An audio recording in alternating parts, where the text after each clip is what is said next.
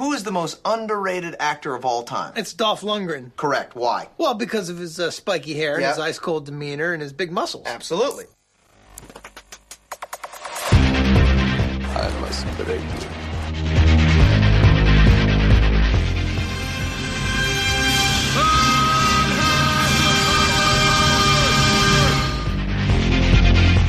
The guilty will be punished.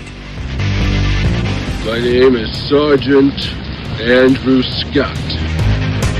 Come on, guys, don't do this. If I don't get breakfast, I get real grumpy. I don't think you like me grumpy. And you go in pieces, asshole. Let's kick some ass.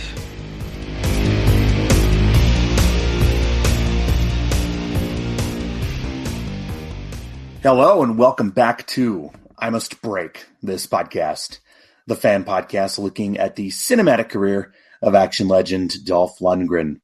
Today we're going to 2015 and discussing the martial arts action thriller Skin Trade. In this film, Dolph plays Nick Cassidy, a New Jersey detective who travels to Southeast Asia and must team up with a Thai detective to get revenge on the Serbian mobster who murdered his family and destroy their worldwide human trafficking network.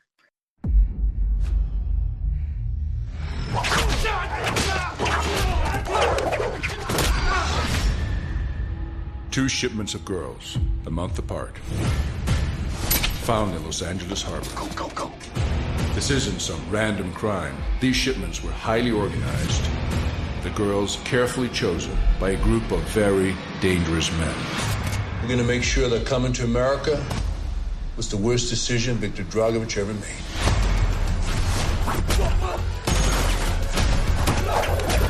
Skin trade's worth billions of dollars. You should have killed me, detective. Dad! Sophie's gone. You think somewhere in Thailand.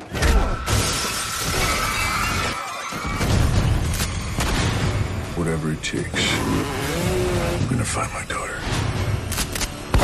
No one with a heart can do what you do. Blood money is still money.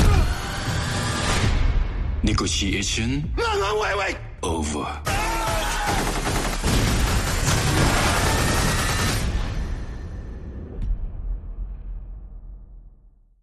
I'm your host, Sean, and returning to the show to help discuss this one is major fan of martial arts cinema, Ben Johnson, host of the Kung Fu Movie Guide. Ben, it's been a while. Thank you so much for agreeing to come back and discuss this one with me today. Thank you, Sean. An absolute pleasure to be back on the show, the premier Dolph Lundgren podcast. Well, I probably should tell you, I've been wanting you back on for quite a while, ever since our last discussion. I mean, you and I were talking offline. It's been well over 3 years since our last discussion. Last time I had you on was Bridge of Dragons, right? Bridge of Dragons, 1999, I believe. So you're up to 2015 now. So we were just saying, weren't we? You're nearly completing this thing. So it's really, the dedication's amazing, Sean. It's a great show as well. So thank you so much for inviting me back on, and for a film which is there's a few films, isn't there, in Dolph's filmography. He's sort of punctuated by these sort of more standout martial arts themed, or where the martial arts element is very strong. Bridge of Dragons, when I was on last time, was definitely within that realm. I think absolutely Skin Trade sort of slips neatly into that as well. So absolute pleasure to be on to talk about this one, Sean.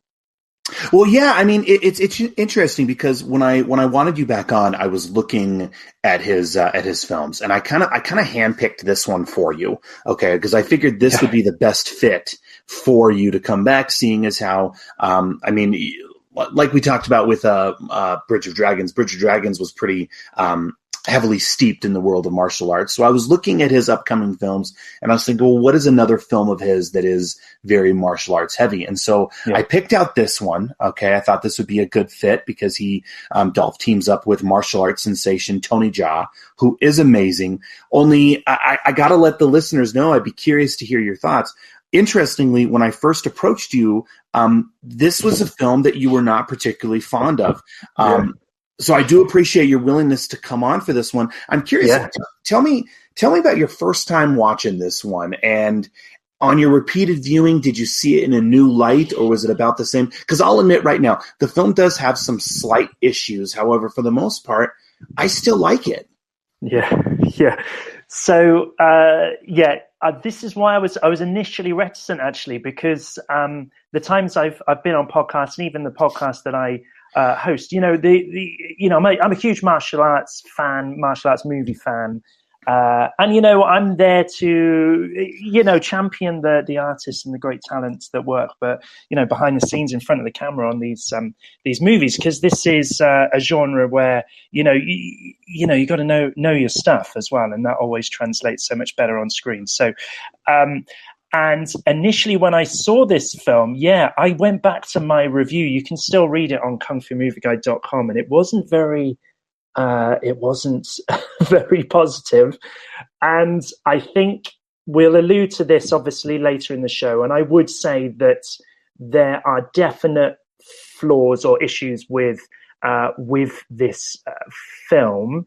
However, I mean, I watched it again the other day, and there are definite, as a martial arts fan, I would say as a Tony Jaa fan, you're getting a pretty decent showcase of Tony Jaa's talents, I would say, with this film. And as a martial arts movie fan, if you're into Tony Jaa, there is actually a lot more going for this than maybe I'd given it credit for initially when I first saw it. So I don't know, maybe that's the benefit of hindsight as well. And that's I'll hold my hands up to that, but I stand by the review in the sense that, and we'll touch on this, there's some pretty weighty topics here, some serious issues that this film is obviously trying to address, and whether it does it successfully, I don't know. I would say it's probably problematic in that sense, but there's definitely more going for it maybe than I'd initially given it credit for.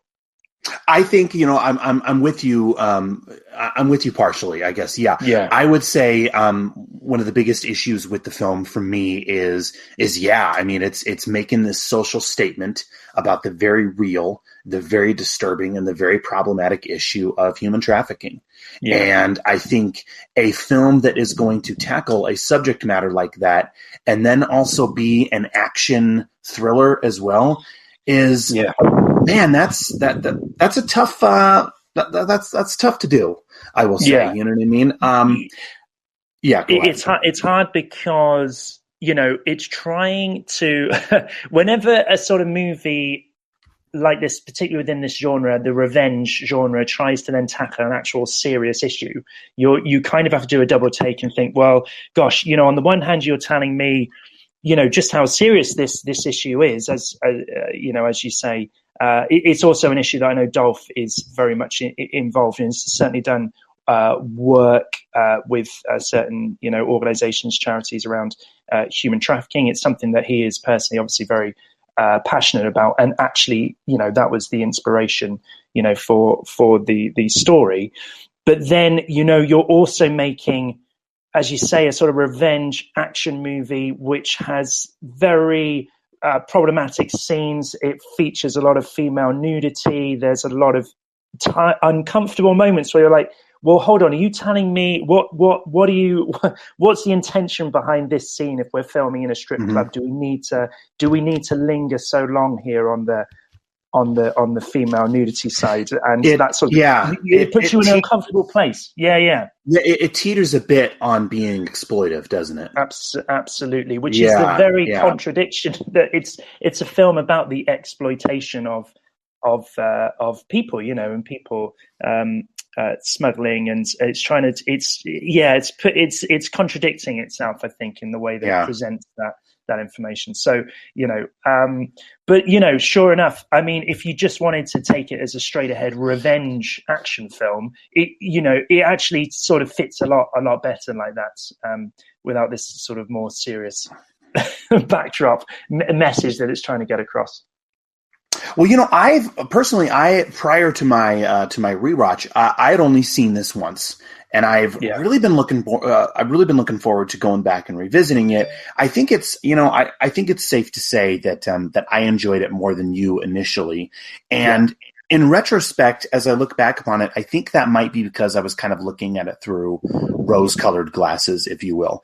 So much of this is something else we were talking about offline, but so much of Dolph's films post-Expendables were made so cheaply, such as the Giorgio Serafini trifecta. You know what I mean? So seeing a film like Skin Trade with a reported budget of $9 million felt like a breath of fresh air. I mean, I remember when I first saw the trailer for this one, and I was blown away because I think anyone who watches this particular film would agree that it resembles an actual movie for a change. Okay. Regardless if you love it, if you hate it, however you feel about it, I think there's no denying that this is something that I could see going theatrical.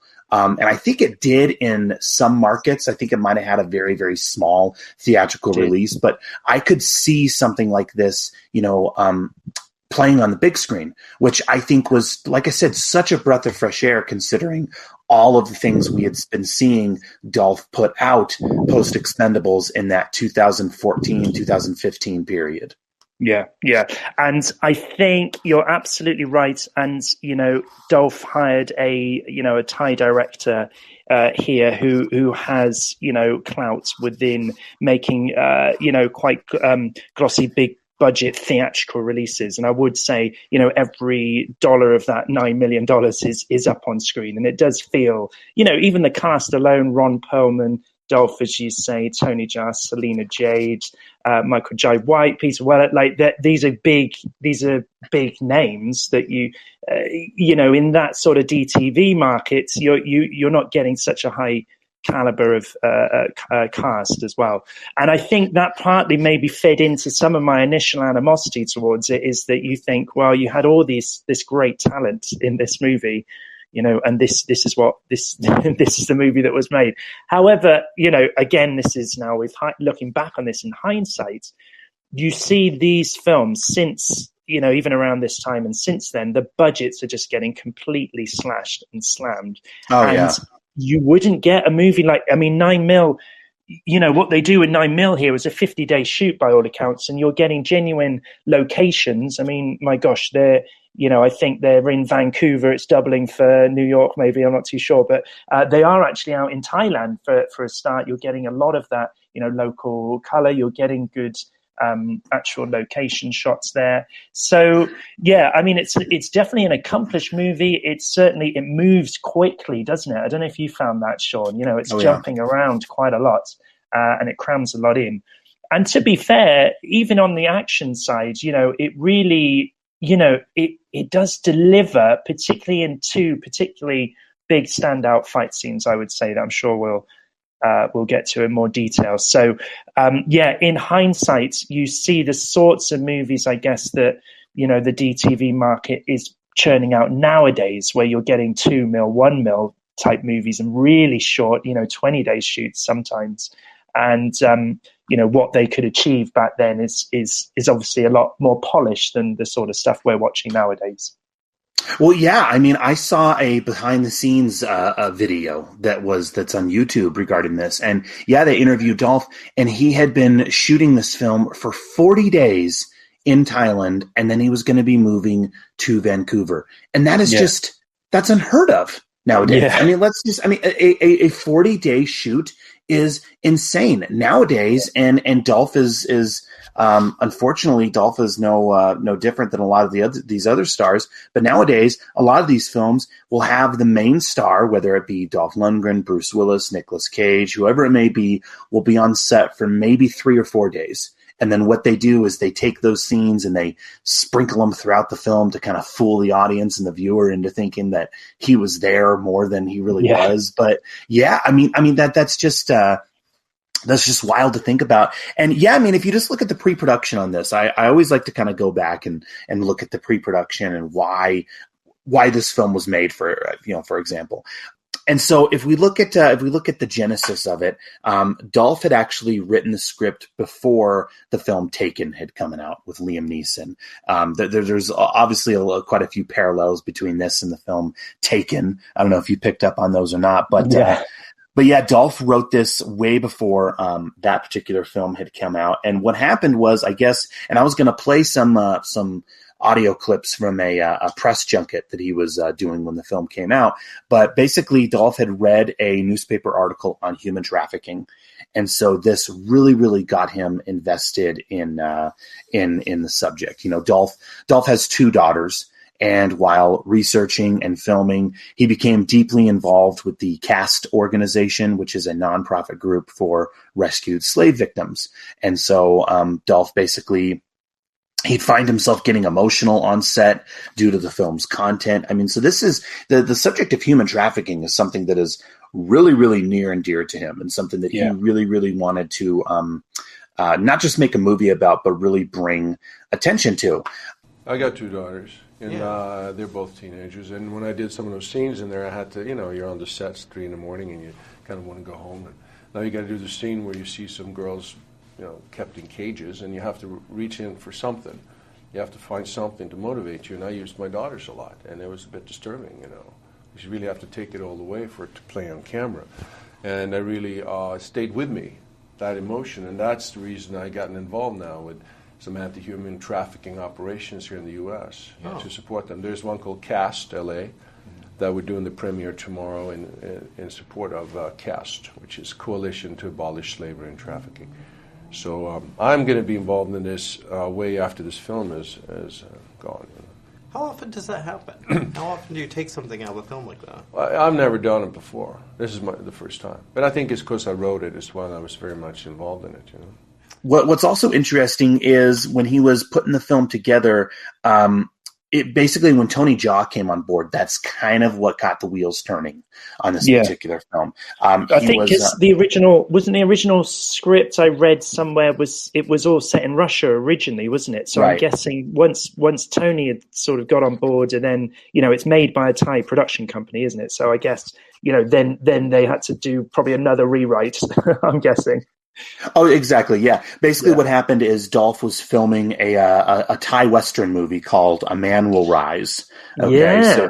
So he's doing this movie with Tony Jaa. And so that, how these things happen in Hollywood, it's kind of like you scratch my back, I'll scratch yours. So he's doing this movie called A Man Will Rise in Thailand with Tony Jaa. And that's kind of what greased the wheels and got things moving on Skin Trade. Because, with these films nowadays, it's interesting. We see this, it really kind of started in about 2013. But, Dolph, he's still a name that can be marketed to audiences. But at the same time, it's like they need a little bit of extra juice to kind of get it going. And so they decided to cast Tony Jaa in the film. They kind of rewrote some things. Interestingly, and I was going to play a clip here in a minute for this as well. Interestingly, that Thai Western that they had been making called A Man Will Rise was left unfinished. And it's a film that sadly we'll never see. I don't know if you've seen any behind the scenes photos of it, but it looks like a wild movie. You guys have worked together on this film. You have another film coming out, or you're working on together, I believe, in the next couple of years. Anything you can tell me about that? Well, I made a film in Thailand about 2.5 years ago, and that's how I met Tony, and that's how we put Skin Trade together. That's the film. It's in Thai, and basically you have to brush up on your Thai to enjoy it. But I suppose there'll be some subtitles as well. But that film isn't coming out here yet, as far as I know. Excellent, okay. Is it coming out in Thailand? Yes. A Man Will Rise? Or? A Man Will Rise. Is it coming in Thailand? No. Not right now? No, not right now. Okay, so you have to stick to Skin Trade for a while. Yeah, I remember at the time, who doesn't want to see that? It's a 1950s set Western with, I believe, Tony Jaa's the hero and then Dolph is the bad guy. And they even went as far as, I think they started filming or production, or they at least did a press conference where they're actually in costume. They've got the fake moustaches on and they've got the cowboy hats and all that stuff. And it's well worth a Google if you haven't looked into that. Yeah, a Man Will Rise. And I believe, you're right, Sean. So it was a sort of, I scratch your back kind of thing. I think Dolph agreed, yeah, okay, I'll do this Thai movie with Tony Jaa, and then if you'll appear in my movie, this that eventually went on to be Skin Trade. But gosh, it'd be fascinating to see if they picked up that A Man Will Rise again. Yeah, it looks fascinating. Yeah. From what I understand, it sounds like the producers on that particular film were pretty shady as well, and so Tony Jaa was very, very thankful to kind of get out from under their clutches, if you will. So that's Saha Mongkol Films in Thailand. So it's quite a sad. Well, I mean, it's fine now with hindsight, but the ins and outs. I've been fascinated by that whole situation with that production company in Thailand, who had initially signed Tony Jaa on to make Ong Bak, and whatever the restrictions were within that contract, it's really stalled his career. Because I don't know if you remember, Sean, but do you remember when Ong Bak came out and Tony Jaa was everywhere? It's like, my gosh, this guy is insane. He is the future of action cinema.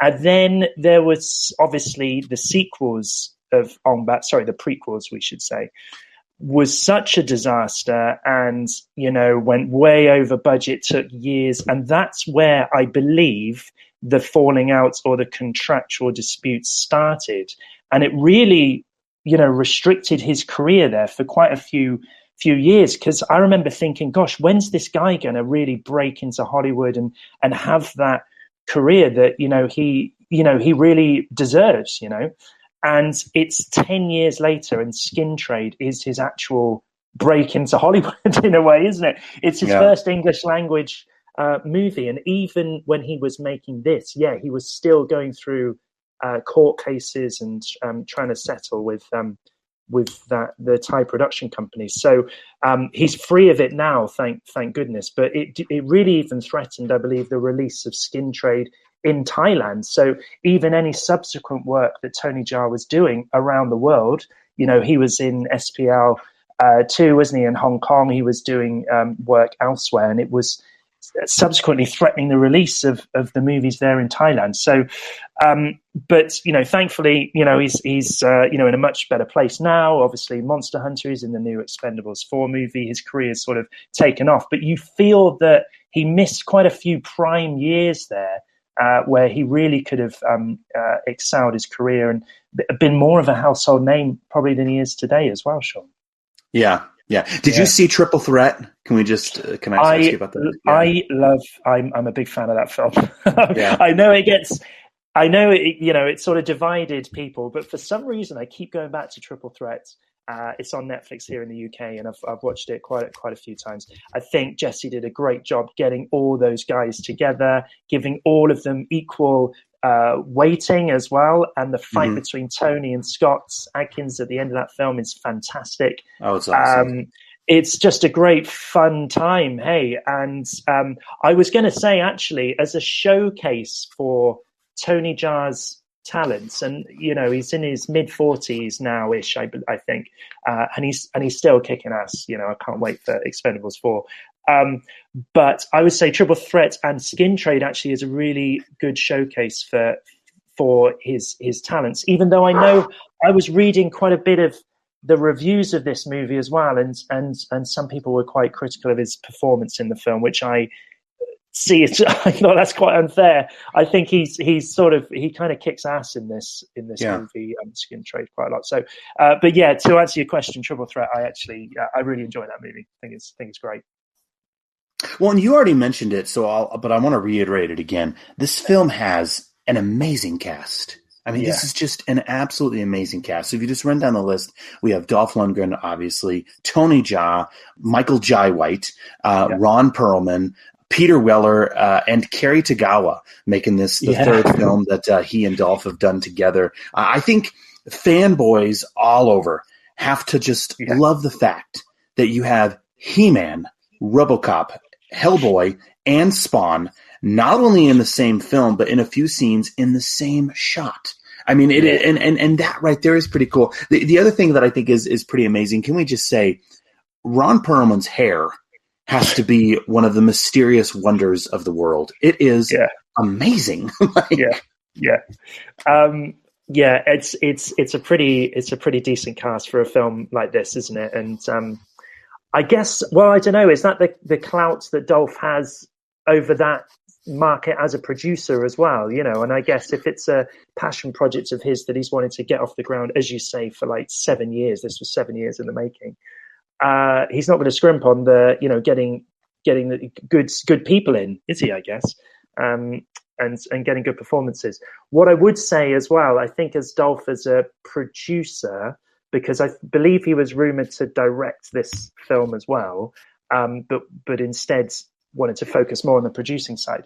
He's such a generous. I mean, I'm a big Dolph Lundgren fan, obviously, but I love how generous he is, even as a director, but also here as a producer as well, in affording and spending time, particularly for Tony Jaa and those fight scenes, to actually deliver for the fans. He's very conscious of the fact that he's making a martial arts film here. He's got Tony Jaa. Tony Jaa can do all this amazing kicks, and he's just incredible to watch. He's in it. He knows Michael Jai White's in it as well, and he allocates enough time to really choreograph decent fight sequences there, which that's really going to sell the movie. And it's so generous as a producer because Dolph is starring in the film as well. He could easily have just made Tony Jaa the side cop, or limited his role in the movie and just put himself forward. But we saw it again recently in Castle Falls. He did the same thing with Scott. He's got Scott Adkins in his movie. Dolph is more than happy to play second fiddle and actually promote the stars of his movie. So I thought that was really impressive as well, actually, Sean, just how generous he is, as a producer. Yeah. Well, if we just dive right into the film and deconstruct the plot. So Lundgren plays Nick Cassidy, who's this New Jersey detective who's hot on the case of a Serbian mobster named Viktor Dragovic. When the film first opens, it's interesting. He's chasing down a perp who knows Victor's whereabouts, and there's a funny moment where he runs through a bar and stops and grabs a sip of a beer, which is pretty funny. Meanwhile, Tony Jaa's character, we also get introduced to him as well. Tony Jaa's character, whose name is Tony, is a Thai detective who is attempting to purchase a Thai girl from a group of traffickers. Yeah. And I love that Tony Jaa's character is called Tony, which must have taken all of 10 minutes to think of. It reminded me of when they were introducing Jackie Chan film, when he started in the 90s breaking into Hollywood, they would always call his character Jackie. Oh, Rumble in the Bronx, it was Jackie. Rumble in the Bronx was Jackie. There was quite a few around that time that his character name was Jackie. But I guess it's because this is Tony Jaa's sort of English language debut film, I guess it's all part of that brand building, isn't it? You're introducing Tony, might as well call his character Tony as well. So maybe that was its intention. I don't know. Well, eventually, Cassidy gets the drop on Victor's next deal, which is at a dockyard where containers with dozens of young girls are being sold. One of these containers is filled with nothing but deceased young women. I guess they had all suffocated. This, of course, gets Nick Cassidy in tune to what Viktor Dragovic's entire operation is. Cassidy also shoots one of Victor's young sons, which this really spurs Viktor Dragovic. He blames Nick Cassidy for the death of his son, and he also swears revenge against Cassidy and targets Nick's family in retaliation. What's also interesting, I mean, we kind of see this. We've seen enough of these movies to know what's going to happen, but Victor is brought into custody, but he also gets released due to some bureaucratic technicalities, which, of course, we get some scenes where Peter Weller is just screaming at the ridiculousness of the bureaucracy. And then, of course, Peter Weller just kind of leaves the film after this. I guess Peter Weller wasn't willing to go to Thailand, I guess. So he just completely leaves the film. Yeah, he does. He's the grizzled police chief, isn't he? Just yells at everyone in a couple of scenes, and then leaves. But he's in full full force. He's such a great actor, isn't he? He's got such a presence.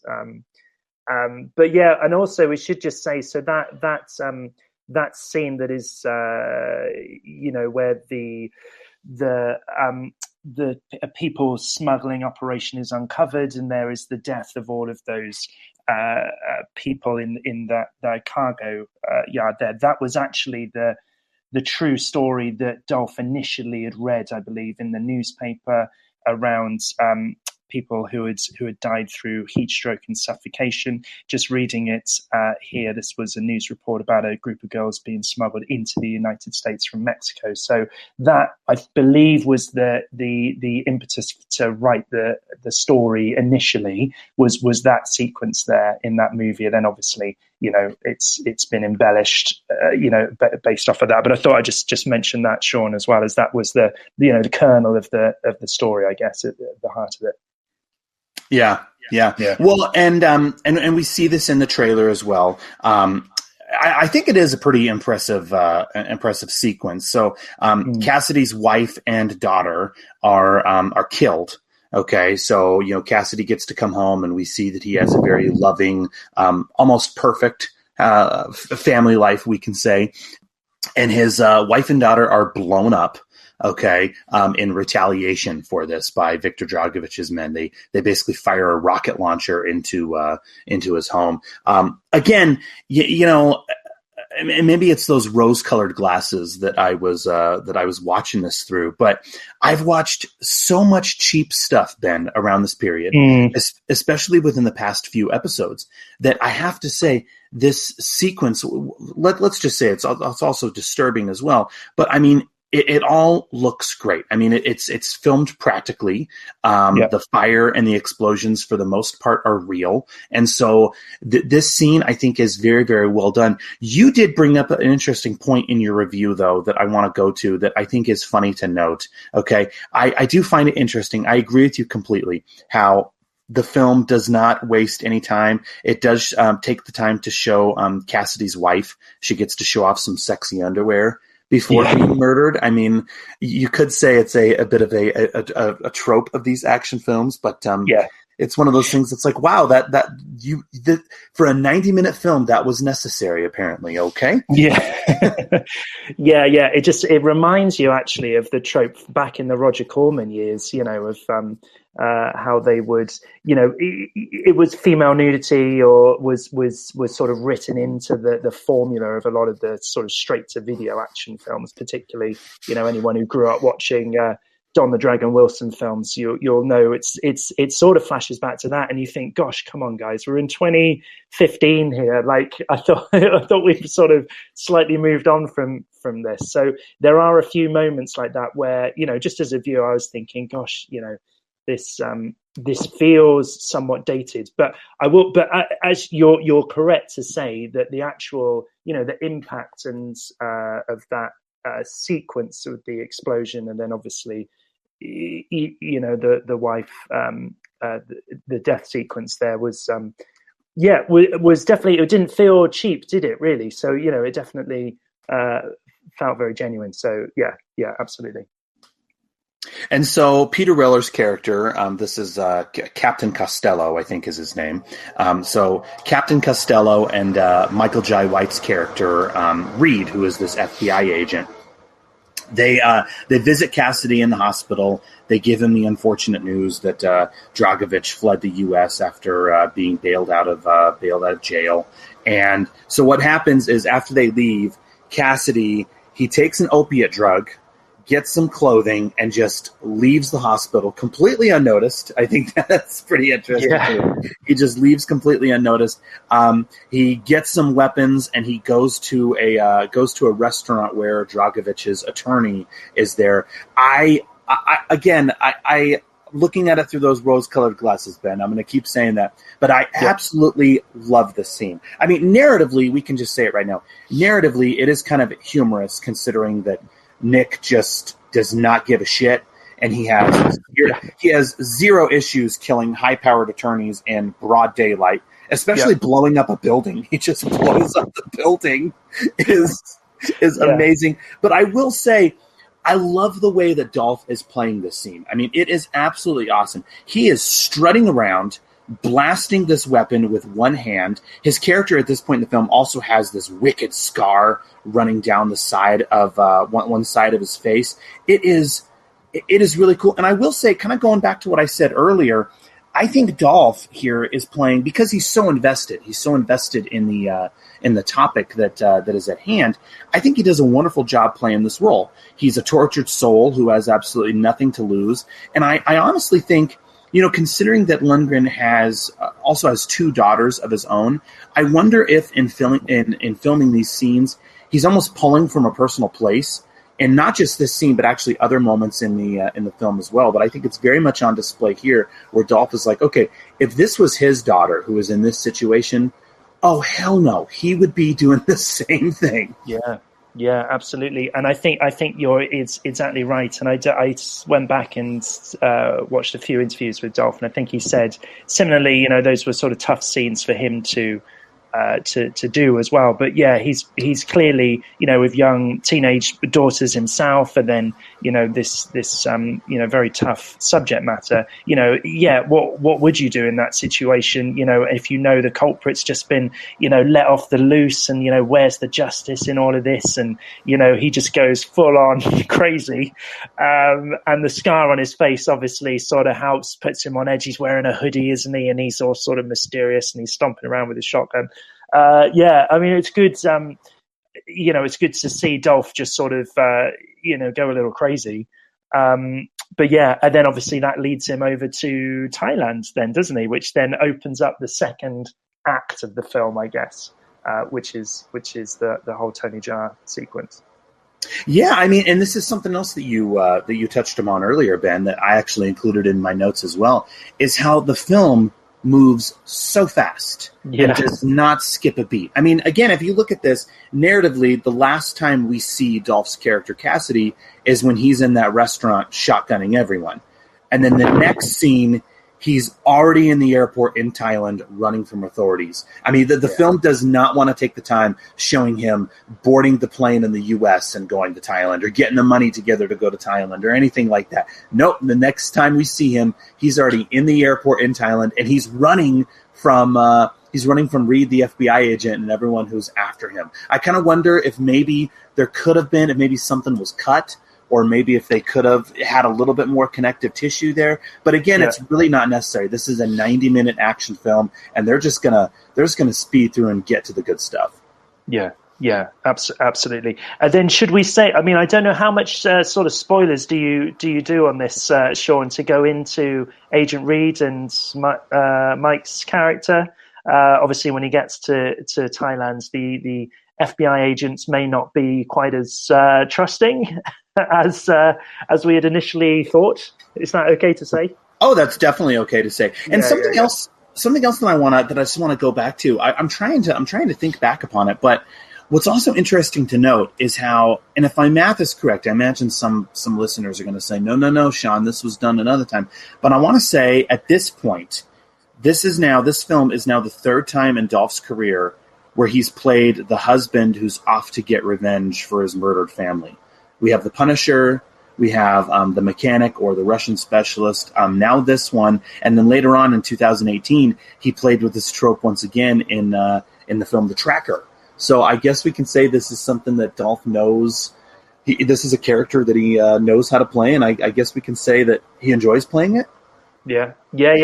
I think obviously, Sean, I bow to your sort of knowledge on this with the wider sort of Dolph filmography, but that's also partly why you kind of think, well, if you're trying to make a film that is trying to make a serious statement here, why fall back and rely so much on a real sort of tried and tested, revenge formula? Like it seems like it wants to be more serious than it actually is in many ways. So but that is a it's a trope of the genre. It's clearly a storyline that works within the genre. So it's no. You can sort of know where this film's going within the first 10, 15 minutes or so. There's no major surprises in that sense. Is there? That's fair to say. Do you think, Sean? Oh yeah, most definitely, most definitely. Yeah. And I mean, and we can just go along with what you just said. I mean, that was an awesome segue. So the character of Reed, so this is Michael Jai White's FBI agent character. We find out that he's actually working for Dragovich. He's been bribed by Dragovich. He kills one of the Thai cops and then blames Cassidy for the murder. I don't know about you, but I felt, again, this is, it's fairly telegraphed. I think I knew going in the first time viewing this that Michael Jai White was going to be dirty. The film wasn't going to put, we'll just say this, the film wasn't going to cast Michael Jai White, who is an amazing martial artist in the film, and not let him display those abilities as well. To be honest, I was kind of surprised that, I already mentioned it, but Peter Weller leaves the film. The first time I saw this, I was certain that Peter Weller was going to be dirty as well, but no, they just like I said, after about 15, 20 minutes, he just leaves the film. Yeah. I think, and it may have been because obviously, Mike's there in Thailand with them. Maybe they only had Peter Weller just for a very short period of time. But I was surprised. I remember initially thinking, because I'm a huge Michael Jai White fan, and I remember when this came out thinking that he was sort of given short shrift, but I don't really know why I thought that, because now watching it back, you do see he does a few sort of kicks at the start in the initial raid, but then once he's revealed to be, in league with the baddies, he starts sort of kicking ass as well. And I mean, we'll come on to it, I'm sure, but if you're a Michael Jai White fan, yes, there are better sort of martial arts films in which he's the star of, obviously Undisputed 2, obviously Blood and Bone. They would be the two that you should reach for immediately. But I would say he's got a decent supporting role here. Would you agree with that, Sean?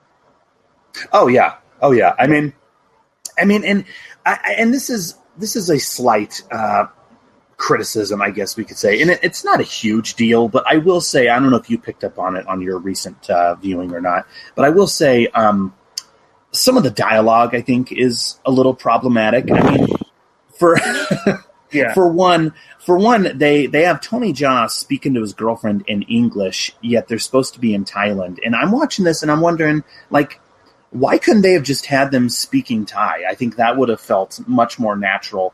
And there's also some moments with the dialogue that it almost feels a little elementary at times. I mean, there's one scene where Viktor Dragovich he's speaking to his sons and he's directing them to which sectors each of his sons is to take over. And he's saying lines literally, Ben, like, Goran, you take over Eastern Europe.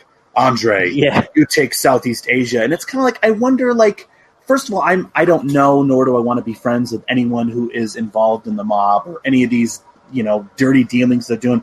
But I'm just wondering, would a conversation like that really occur if this was going to be in real life? And so those were two elements that I kind of had to roll my eyes at a bit. Yeah, and we should say, I mean, it's based on a script initially by Dolph Lundgren, but there are 3 credited writers for this film.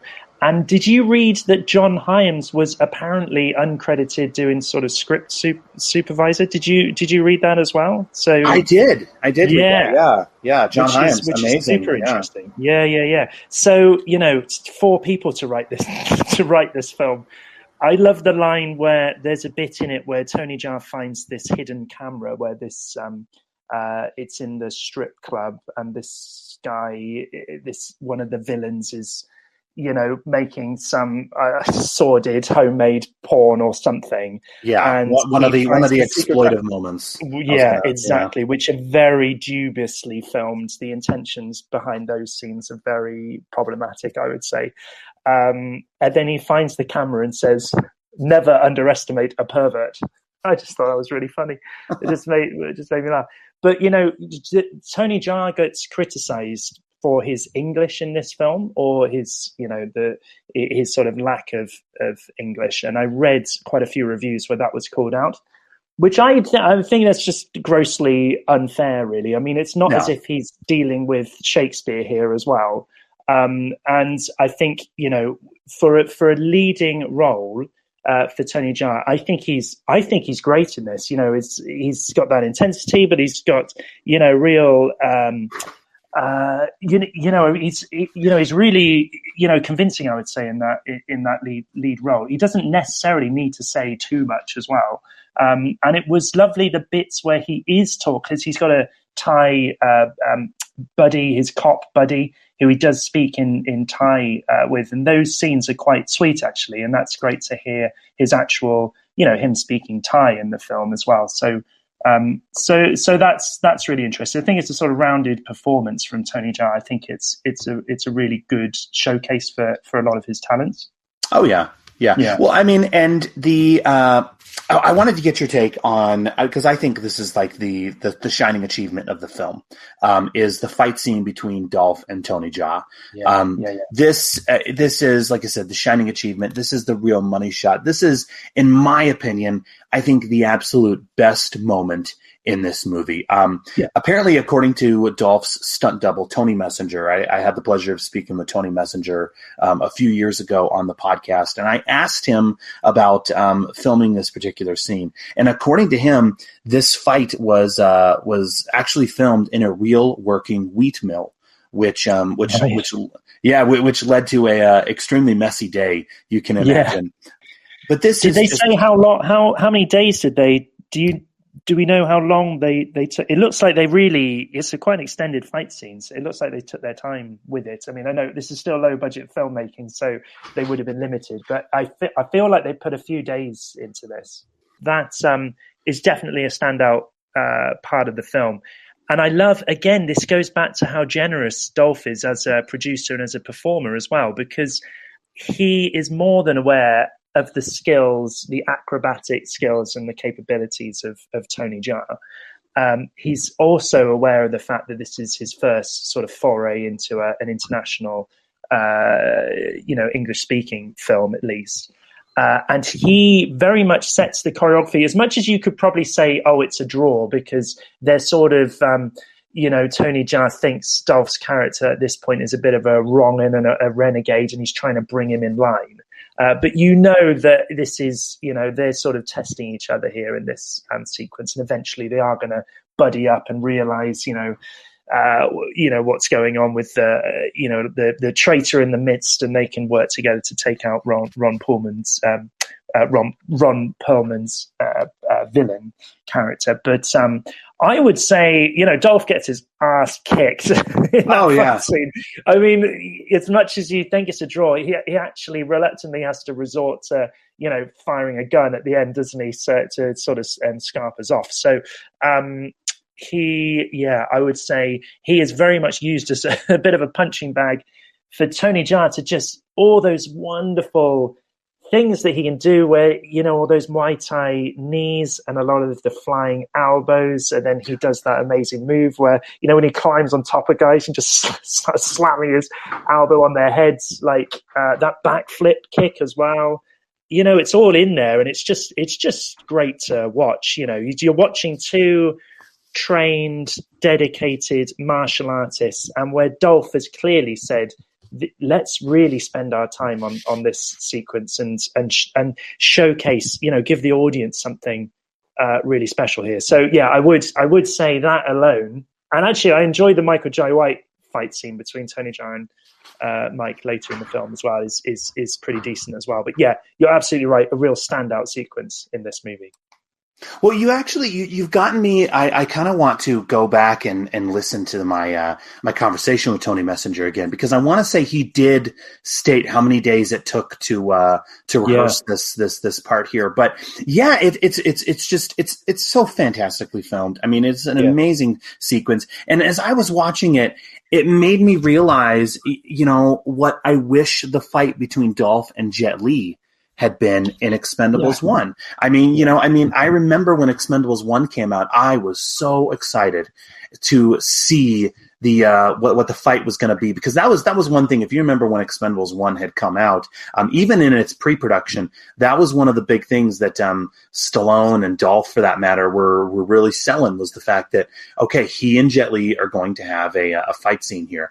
And it's a decently filmed scene, but what's interesting about it is, I mean, Sylvester Stallone was the director of that one, and I don't think and this is a no discredit to him. This isn't meant to mitigate his talents at all by any means, but I don't think Stallone really knows how to shoot a fight scene that requires martial arts, for that matter.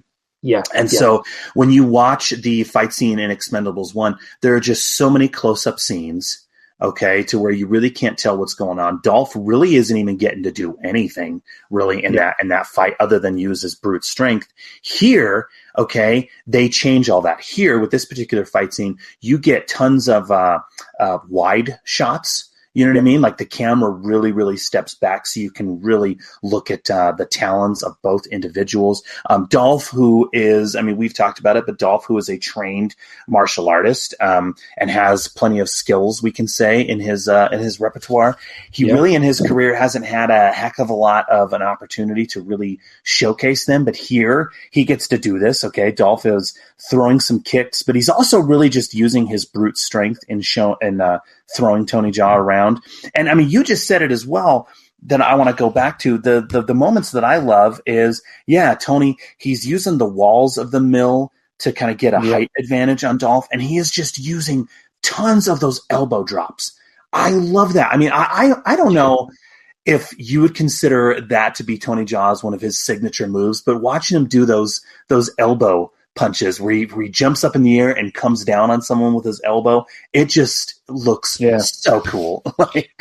Just the best. I don't know. I mean, I remember seeing On Bat for the first time and just seeing the sort of, I guess, the brutality of it in many ways. But like, I'd never seen, such punishing sort of fight sequences before. And yes, I think obviously that was designed as a way of showing off the amazing skills that Tony Jaa has, but they are certainly signature moves that he could do definitely back then.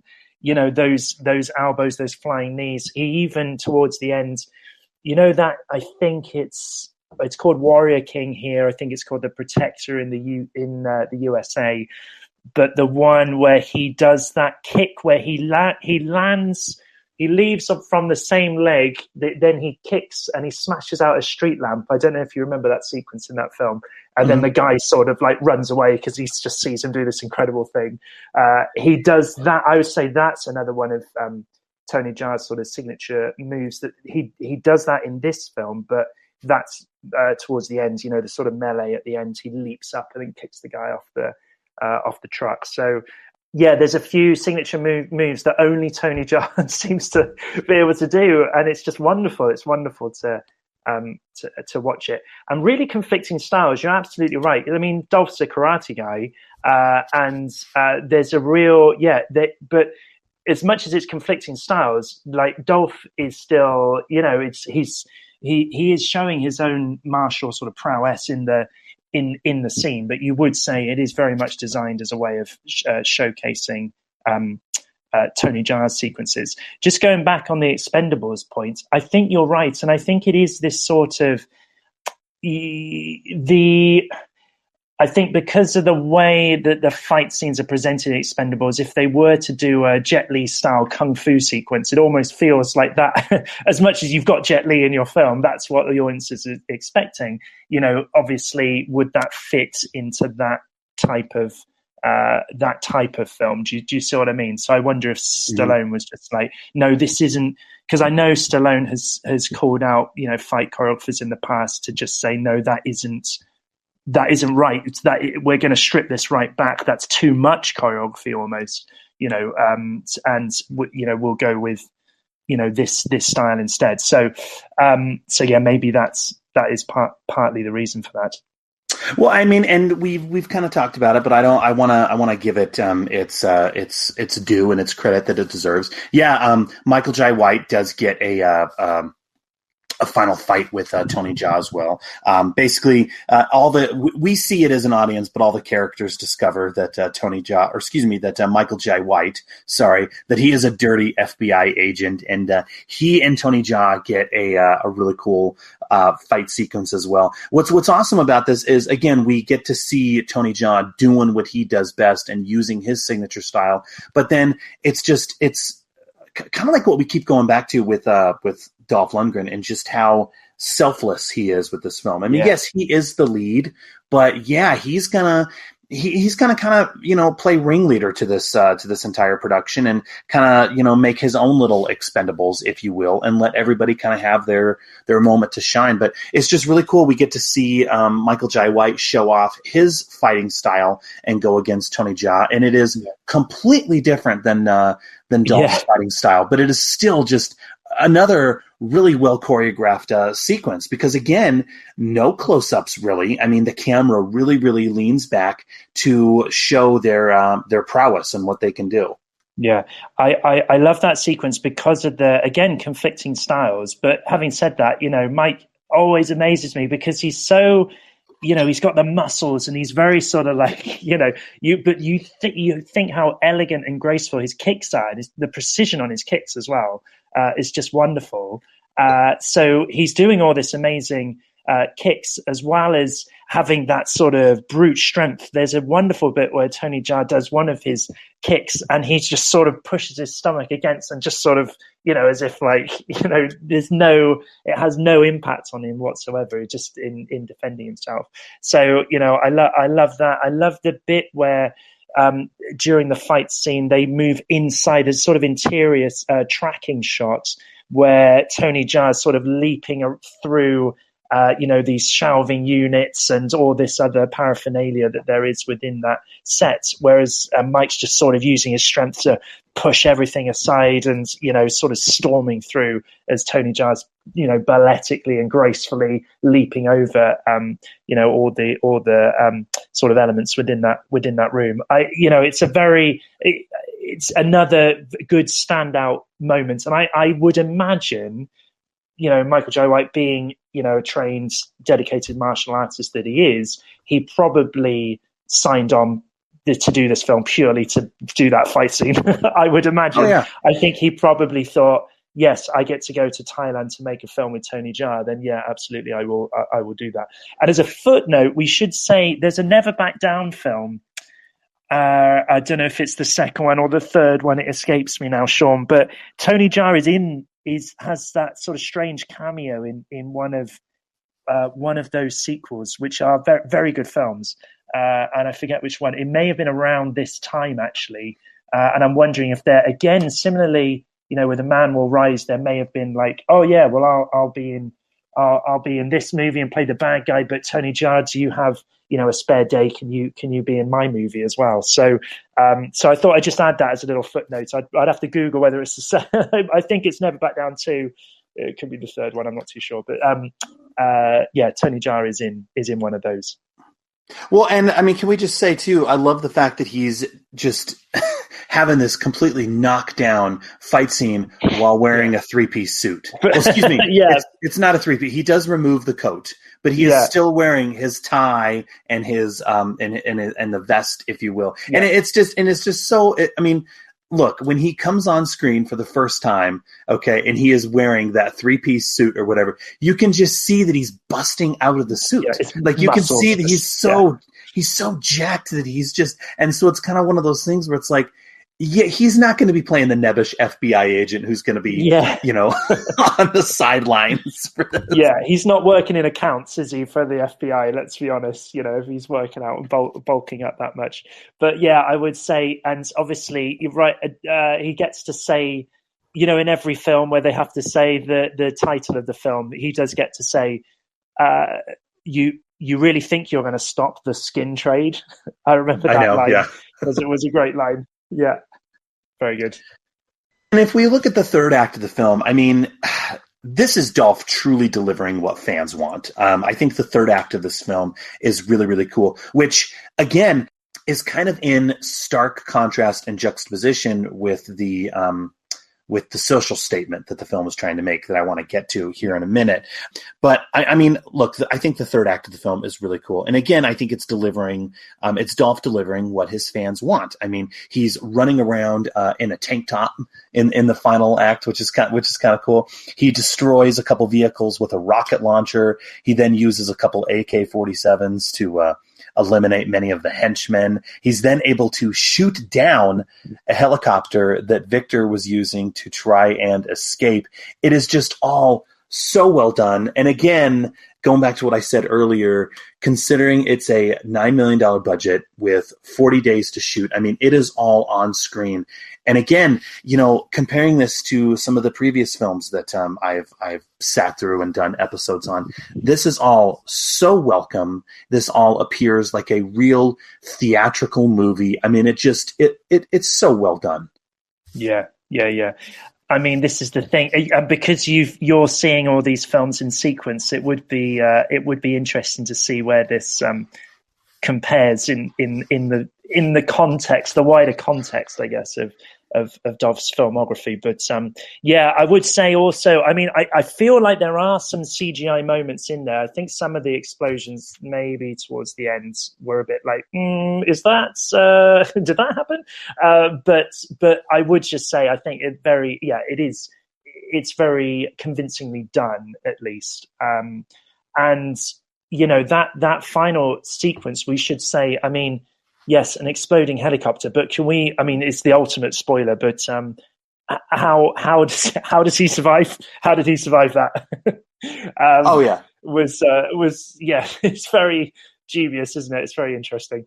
But anyway, because what this film is doing is it's saying, okay, Ron Perlman is our main bad guy.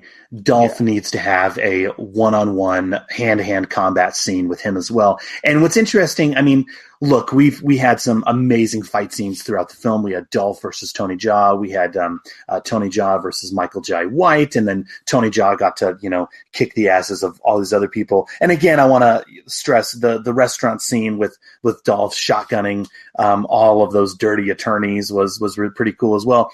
But it's interesting, this final fight with between Dolph and Ron Perlman is a little lackluster, because I wonder if at the core of it is it's essentially two pretty old guys, I think we can say. And so they cannot, maybe more so Ron Perlman, I don't know, but they cannot do what the other guys can do. And so the final fight is a little, I don't know, it's a little lackluster. They're more or less just kind of grabbing each other and kind of fighting over the placement of a knife, if you will. Yeah. But Cassidy is able to get the upper hand on him. He is stabbed by Dragovich, but then he's able to take that knife and he plunges it into the chest of Dragovich. And it's interesting. I mean, here we get a really, really big twist that is revealed pretty late in the film, which I want to get your take on. But Dragovich tells Cassidy that his daughter, Sophia, was not actually killed, so spoiler alert, but was instead sold into the human trafficking trade. But, Dragovich he dies, unfortunately, before he's able to give the whereabouts of where his daughter was. But yeah, that's a pretty interesting move to get revealed that late.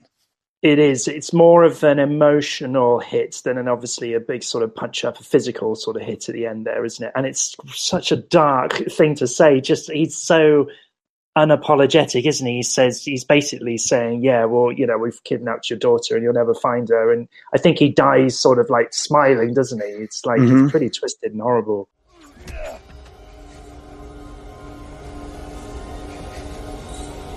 You bet you'll never see your daughter again. Huh?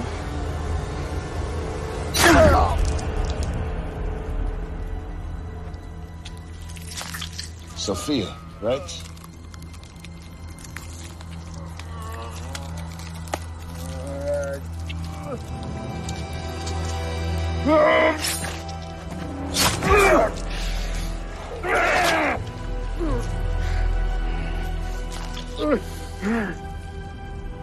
She was a very fine piece of merchandise.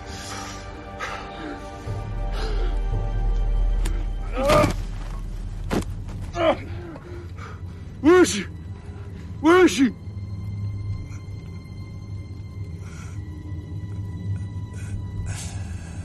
Where is she?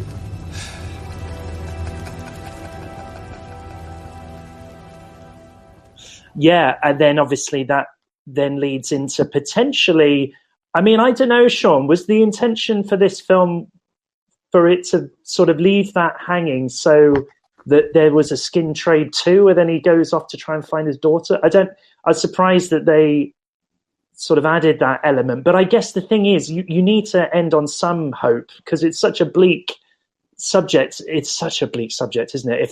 If they had gone down, I mean, how else would they have ended it? I guess you need to have some hope, I guess, at the end. Yeah, I mean that was in my notes as well. Is just that's a ballsy ending. I mean, that's such a ballsy ending. I mean, you would think if you're going to compare this with a film like Taken, for example. I mean, that's the easy, obvious comparison. You almost would think that we'd get a happy ending where Dolph is reunited with his daughter. But no, it's very, very ballsy for Dolph to end this film this way, where basically everything is okay with Tony Jaa and his character, but the film ends where Dolph is he says goodbye to Tony Jaa. He gives them a picture of his daughter Sophia. He asks them to keep it until he finds her, and then he just sets out in search of his daughter on his own. And the film just ends that way. And so, man, it's like I said, it's ballsy that in a film about human trafficking, where that is at the forefront, that that the film was going to end this way. I mean, I wanted to, I guess, okay, let's get to that aspect, okay, because the film does end with a caption, okay, where it states that 20 to 30 million are trafficked worldwide annually. An estimated 90% of sex trafficking victims are women and children, which, okay, we've kind of talked about it, Ben, but that's I think what's at the forefront of this film. That's what at the crux of the film. Okay, it begs the question that I wanted to get your take on. Yeah, how do I go about this? Because it is such a delicate subject matter. I know. You know what I mean? Yeah. But okay, and actually, Sean, I would also say that there's probably, we should give Dolph some credit even for attempting to bring a subject like this to light in a film. Bearing in mind the audience, he knows his audience as well. He's trying to get a message across in a way that he would not lose his audience, but he can also get a very important message across there. So he does. I mean, he should be applauded, I guess, for even, because how many of these action movies do we watch? And it is just, you know, it's action, you know, and then they might throw in, you know, nudity or whatever, the sort of elements of a lot of these films, but he is trying at least to try and make some kind of statement here. So I guess he does need to be applauded for that. Oh, most definitely. I mean, and for him to take something that he was so heavily invested in, not only make a film about it, but also really make him an activist for this subject matter. I mean, he participated in a documentary on the subject called Stopping Traffic that is available. And so, I mean, he's just, I mean, this is something that is very near and dear to him. So, we got to applaud him for that. But I mean, this isn't the first film, the first action film to kind of dabble in making a social statement. Okay, Dolph Lundgren did this previously back in the late '90s. He did a film called Sweepers, which was tackling the subject of landmines in Africa. And then, of course, Steven Seagal. He did the film. It's environmental.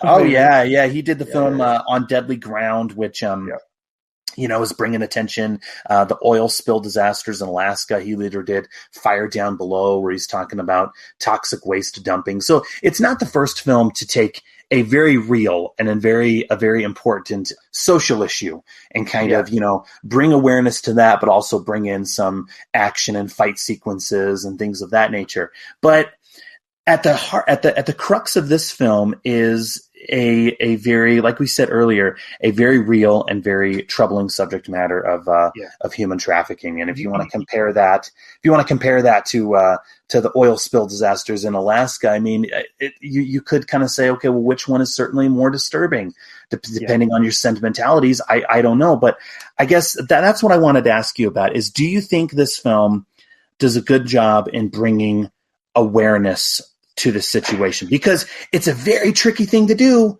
especially in an action movie. It's very, very tricky. But what do you think? Do you think it does a good job? The danger is, if you use that as a backdrop for a revenge story, then the danger you run is that you're essentially trivializing, what is a very serious subject. And it's a very fine line, I would say. And as we've already mentioned, some of the sequences in this film, you do have to question the intention. Is this titillation, essentially, and what is essentially using a serious subject as a part of a wider exploitation movie, which is what this at times sort of veers into, I would argue. And we should also say, I saw an interview with Dolph where he was talking about this movie, and even he admitted, his direct quote is, "I'm not sure if the result is perfect." That's the producer and star of his own movie. He says that in one of the press junkets. He also says they tried as best as they could.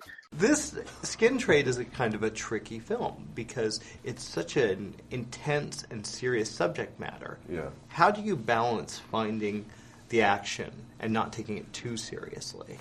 Yeah, it's a good question. And I don't know if we try to do a good job. I don't know if it was perfect. I think that, once you're dealing with this type of real subject matter, and you're talking about women being brutalized and raped and taken away from their families, and you're trying to also make a film that's going to entertain the masses, you can bring the message out to people. It's difficult.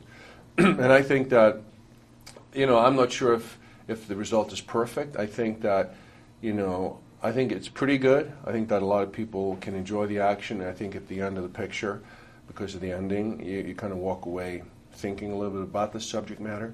It's a bit more disturbing than other movies, perhaps, in the genre, but I think that's good. I wanted it that way, because that way, 2 or 3 years from now, you'll still remember the movie. It won't just be another action film that you saw. But ultimately, it's an action film, and if you're trying to make a statement, it is going to be compromised because of, the market and the things that you're trying to deliver as well. So, again, I think it's slightly misguided as a film.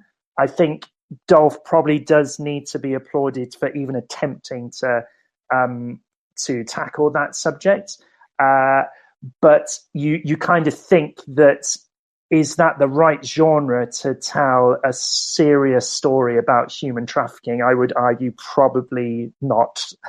It's a very serious subject, and there's probably a better way to approach that subject, I would say, than a film like Skin Trade.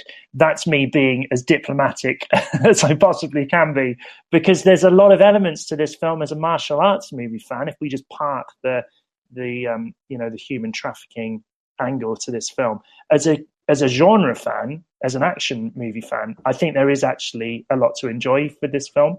But yeah, it's that central conflict, isn't it, at the heart of the story that I'm not sure they quite get it right. But I don't know, Sean, what do you think? Well, it's interesting because I think, if you want to play devil's advocate, people could be listening to this and they could be thinking, well, wait a minute here.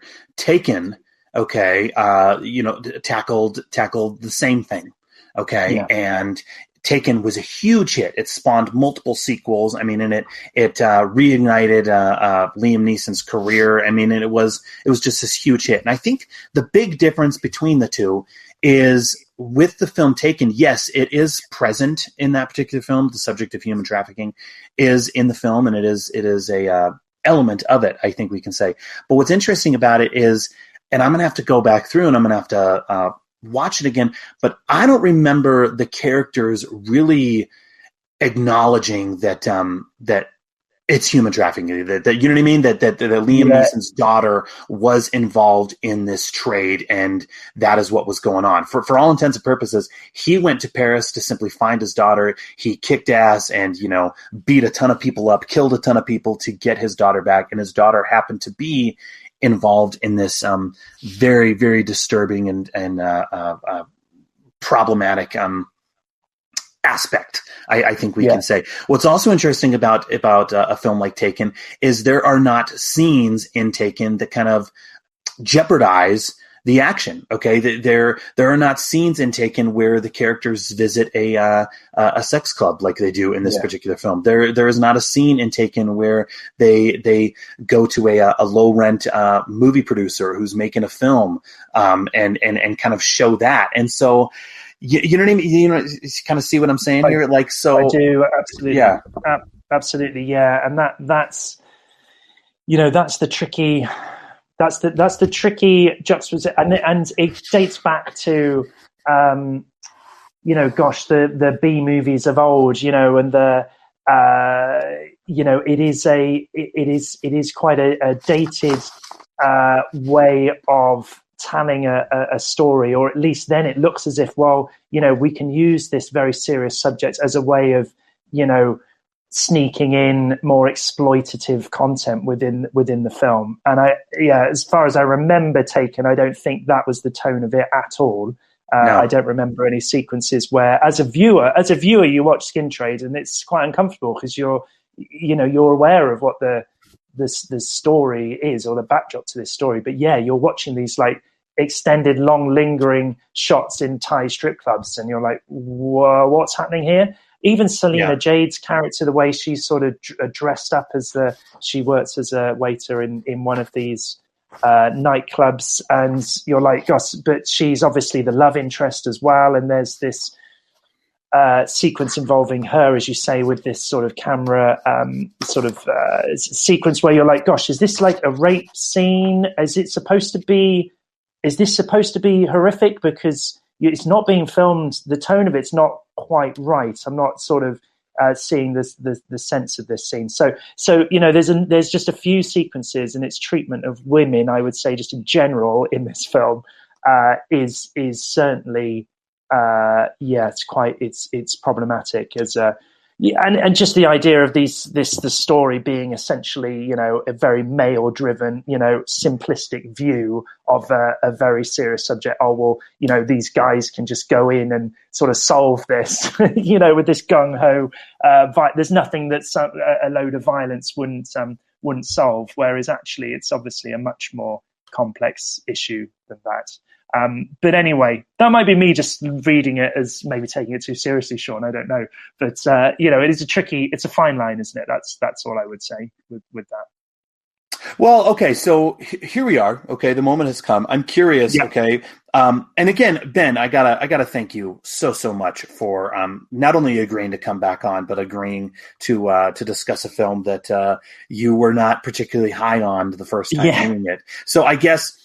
Okay, as you because this is now the second time that you've seen it, would you give this film a recommend, or better yet, do you still stand by your review when you first saw this film in 2015? So this is, because obviously, Kung Fu Movie Guide, the website is where I sort of host all my reviews as well. And I do an associated podcast. Well, the podcast stemmed from doing the website, and then an offshoot of that, and interviewing people, talking to people in the genre. And it's always fascinating to go back, because that was obviously my initial reaction when I first saw the film. And I was disappointed with the film, absolutely. But I never go back and, change anything. That was the view. It's out there. It's in the world. If you want to read it, then you certainly can. But I do think there's value in revisiting films with the benefit of hindsight. Because over the years, you view films differently, and depending on what you bring to it as well. Now I'm a bit older. This film's been around a little while. You've seen the developments in Tony Jaa's career and Dolph's career and so on and so forth. I think the issues that I have explained here, or tried to explain, I think are still very much, evident in the film. The question is, does it hamper your enjoyment? Well, yeah, I'd certainly say there's issues with this film that are problematic. If you can park that element to it, I would certainly say that there's enough to enjoy here as a fan of martial arts films. You get a really good fight scene between Tony Jaa and Dolph. Really enjoyed that, and the fight scene with Michael Jai White is definitely really good. The overall performance of Tony Jaa, I think, is strong, actually, despite what you might read on the internet. I think he does a good job, and yeah, as you say, just making the money go as far as it can. It's a convincing action revenge thriller with some pretty, within its budget, it actually achieves quite a lot, I would say. So in a roundabout way, I would say I sort of do agree actually with a lot of the sentiment in that initial review. Maybe I was a bit initially unfair on some of the elements to it, particularly in relation to the action. But I would say, go. With a few caveats, there is still quite a bit to enjoy with this movie. Do you think that's a fair summation, Sean? Oh, that's actually exactly what I was going to say. In so many ways. I mean, for me personally, this is a top 20 Dolph Lundgren vehicle because it's Dolph doing everything that he does and that fans expect. I mean, he gets to kick major ass, not just by blasting away the villains, but also really displaying his martial arts abilities. At the point when this film was made, Dolph was in his late 50s, but he certainly proves that he's still got it. He also gets some scenes where he really gets to act and emote, which I think is great to see, not just for fans, but I think for the casual movie viewer. I think anybody who looks at these big action guys, especially Dolph Lundgren, and thinks, oh, all he can do is simply carry a big gun and that's about it. I'd say, look at his performance in this film. There are some moments where he really emotes. Yeah. As a film, I would say, like we talked about earlier, I think this is a top-tier direct-to-video action movie. The money is on the screen. I think everyone involved delivers something that doesn't look cheap, like so many of the other films that permeate the direct-to-video market. And I think if you can get past the disturbing human trafficking element that takes center stage of this particular film, I think there is something there for fans of action and martial arts cinema to enjoy. I would also say, what's interesting about this is I would say that if it makes someone who's perhaps maybe a little unfamiliar with the horrors of human trafficking, you know what I mean? Like, so the casual martial arts viewer who turns this film on and, really is kind of naive, I guess, to this very real and very problematic subject matter that I think needs to be addressed and needs to be handled and dealt with. If it opens their eyes to that, then I would say that I think the film has done its job, which was very clearly one of the intents of the film. Yeah, absolutely. And I know you said, I forget the name of it now, but Dolph Lundgren does outreach work with CAST, doesn't he? So that's the Coalition to Abolish Slavery and Trafficking. And that's an LA-based non-profit designed to help human trafficking. I believe he actually did a screening for CAST, didn't he? So that was one of its initial, before its sort of main theatrical release. I think he did screen it for CAST. So yeah, as you say, it's a subject that's clearly close to Dolph, and actually with the involvement, he wanted obviously an organization like that to see it first, to show this was the intention, I guess, with this movie. So yeah, you've got to hats off to Dolph for doing that and being passionate to work on a movie with that subject matter. I'm curious, Sean, you said this is top 20 Dolph. So what's your top tier Dolph then? My top tier Dolph. I like to refer to his top tier as pretty much being everything that he put out in his quote unquote golden run. So and I think that's with, to be perfectly honest, it's not just Lundgren, but I think it's with any action star, to be perfectly honest. The films that they do early in the career that kind of leave their stamp, if you will, that kind of get them known, I think those are forever going to be their most noticeable and their best. And so I kind of look at the films that he did from 85. So, of course, Rocky IV, but all the way up to 1992 with Universal Soldier. Those are the films, the films that he did within that period. Those are the ones that he is best known for, and he's perhaps going to forever be best known for. However, I think, or after that period, though, he did a few films that are absolutely amazing that kind of went under the radar that not many people know about. Men of War is, I would say that's one of his true shining achievements. He did another one, Silent Trigger. And then there's a few others kind of in the early 2000s that have a lot going for them. The Defender is pretty cool. And obviously, we can, go on quite a bit, but that's in my opinion. But what's interesting, and we talked about this on the podcast in previous episodes, but post-Expendables, and I hate saying this, I really, really do on the Dolph Lundgren podcast, but post-Expendables, Dolph became a workhorse where, if you look at his filmography, my God, he just put out tons of stuff. And to be perfectly honest, not a lot of it is very good. If I'm going to be frank, not a lot of it is very good, with the exception of Skin Trade. He did this film in that period there that I think rises above all of those other ones. Yeah. You've got a bit of a challenge now, I guess, moving through, sifting through some of that stuff, I guess, over the next few years after Skin Trade. But would you agree though he's enjoyed a bit of a renaissance, just probably since the Expendables, I would say. In his work is obviously in Aquaman as well, and then he brought Ivan Drago back for Creed 2. He's in the culture again a lot more than he was, which is more than actually can be said for quite a few of those sort of big action stars in the in the 80s and 90s. You as a fan, you must be happy to see Dolph when he does crop up in these these big mainstream movies. That's always exciting, isn't it? Well, it's so interesting. Yeah, I'm so glad that you mentioned that. But it's really almost fascinating in a sense. He was always kind of in the shadows, if you will, of Arnold Schwarzenegger and Sylvester Stallone. Yeah.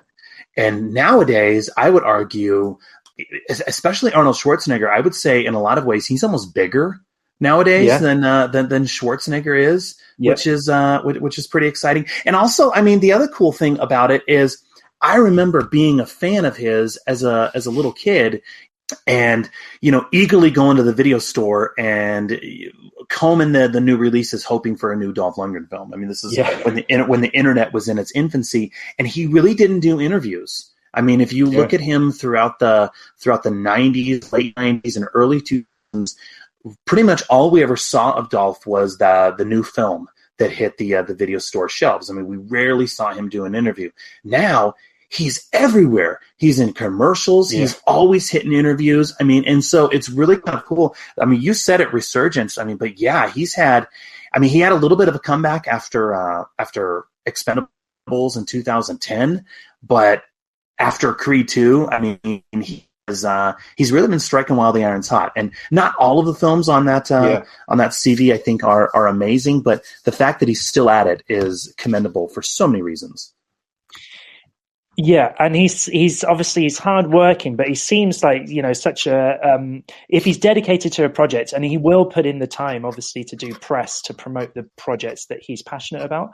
I think that's Skin Trade is obviously one of those, because he puts a lot of time into promoting that movie, and even the films he directs, I think he's underrated as a director as well. And even Castle Falls, I went back and heard. I know you had Mike Fury on for Castle Falls. That was really good to listen back to. But yeah, I feel the same as Mike. I think that was a great movie. And someone as big as Dolph, who's making working with Stallone, or he's cropping up in these bigger movies, he is still more than happy to scrape the pennies together and make low budget martial arts films. I have to commend him for that. It's clearly the martial arts in particular is something he's clearly passionate about and is advocated for all, so much of his life.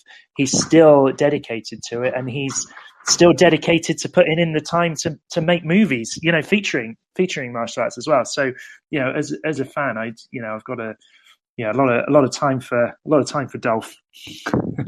Well, it's interesting because if you look at a guy like, say, Sylvester Stallone, who has who has dominated these huge multi-million-dollar budget productions, okay, and then when you see him do something that is a little lower budget, you're kind of like, oh man, like that's pretty weak. You know what I mean? Yeah. Like, what is that? But then if you look at a guy like Dolph Lundgren, this is a dude who has dominated, and I'd say in a lot of ways, pretty much 95% of his career has existed in that kind of low budget realm. So then when he gets control of a film like Castle Falls, for example, he also has a new one right now that he just finished filming, I think, called Wanted Man.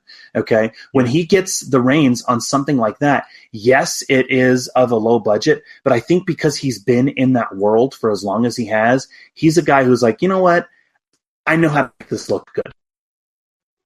Yeah. You know what I mean? I know that we're, kind of scraping pennies together. But in the end, I know how to, kind of position the camera and, what few dollars we may have. And not saying, I don't want to mitigate these productions by any means, but I think he's a guy who knows, let's put a lot of this toward the action here or toward this shootout sequence. Yeah. Which, he's a smart guy. And, He is. Yeah. Just quickly, Showdown in Little Tokyo. That's pretty high up in your Dolph list, isn't it? Surely it must be. That's in the golden run. Yeah, it's the golden period. Yeah, yeah, that's a great movie. This has been a ton of fun. Again, thank you very, very much. Before I let you go, I want to give you the opportunity to plug anything that you're working on. Obviously, we have the Kung Fu Movie Guide website and then the podcast as well. Is there anything else that you want to plug or mention, or what's going on? Not really, Sean. Thank you so much, first of all, for inviting me back. This has been great fun. It's always good to revisit some of the Dolph classics and catch up with you, Sean.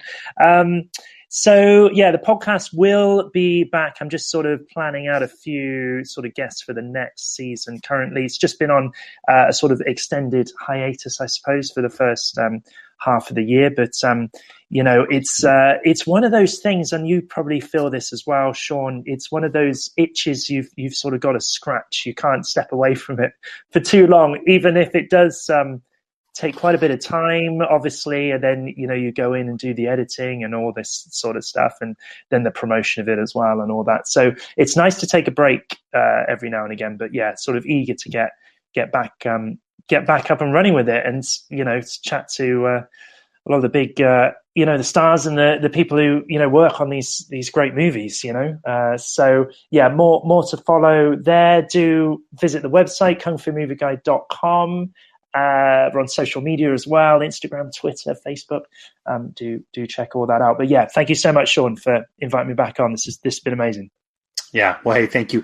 Next time, hopefully we'll pick a film that maybe you were a little higher on, but maybe here in the next 3 years, I can get you back on. So thank you. Yeah, absolutely. And listen, best of luck with the rest of the run as well. So you're nearly there with it, aren't you? I guess. So best of luck with it, Sean. All right. Well, hey, Ben, thank you very, very much. To everyone out there who is listening, please feel free to rate and review the show on iTunes, Stitcher, or wherever else you go to subscribe. We always appreciate the reviews. And we'll see you all next time on I Must Break This Podcast.